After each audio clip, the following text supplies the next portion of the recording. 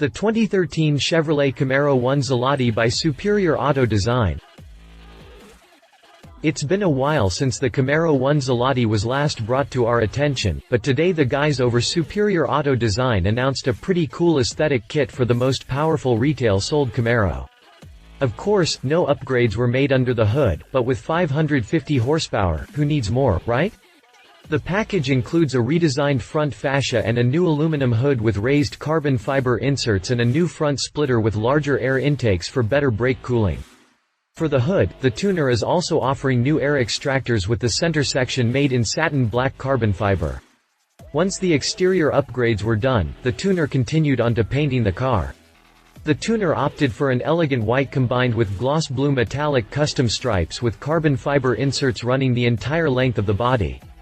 Now that the work is completely done, this Camaro ZL1 is set to be shipped overseas.